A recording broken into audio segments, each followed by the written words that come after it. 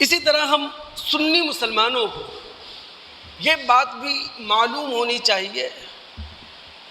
کہ اللہ رب العالمین نے قرآن میں ہمیں مسلم کہا ہے، ہمیں مومن کہا ہے۔ ہم جو اہل سنت کہلاتے ہیں اور ہمارے تقابل میں جو اہل تشیع پائے جاتے ہیں، یہ کوئی قرآنی نام نہیں ہے،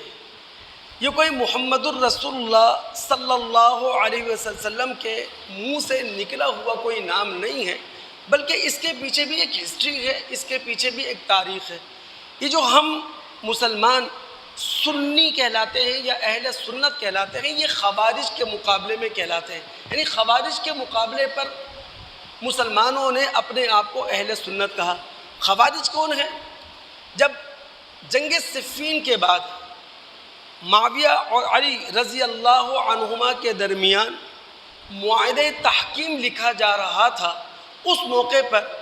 علی رضی اللہ تعالیٰ عنہ کی صفوں میں سے کچھ لوگ اٹھے اور انہوں نے کہا کہ جناب،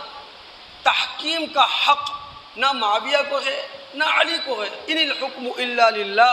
فیصلہ تو صرف اللہ رب العالمین کرتا ہے۔ تو خوارج کے عقائد سے یہ نظر آیا کہ وہ سنت رسول کو کوئی اہمیت نہیں دے رہے، تو ان کے مقابلے پر پھر مسلمانوں نے اپنے آپ کو اہل سنت کہلوایا۔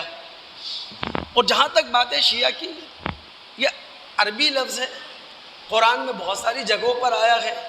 اس کا لغوی معنی ہے جماعت، اس کا لغوی معنی ہے گروہ۔ اگر آپ ماضی کی تاریخ کا مطالعہ کریں کہ جب اہل تشیع کا علم کلام ہمارے سامنے نہیں آیا تھا اور ابھی وہ ترتیب بھی نہیں پایا تھا، اور ابھی اہل تشیع کے نام سے اسلامی دنیا میں کوئی گروہ بھی موجود نہیں تھا، تو آپ کو ماضی میں تاریخ میں دو جگہ شیعان کا لفظ ملے گا۔ ایک ملے گا شیعان علی اور دوسرا ملے گا شیعان معاویہ، یعنی جو علی رضی اللہ تعالیٰ عنہ کی سیاسی سوچ کے ساتھ کھڑے تھے وہ اپنے آپ کو شیعان علی کہلاتے تھے، اور جو معاویہ رضی اللہ تعالیٰ عنہ کی سیاسی فکر کے حامی تھے وہ اپنے آپ کو شیعان معاویہ کہلاتے تھے۔ پھر یہ صدیوں کے بعد شیعہ علم کلام بنا ہے اور پھر اس سے وابستہ لوگ اہل تشیع کہلانے لگے ہیں۔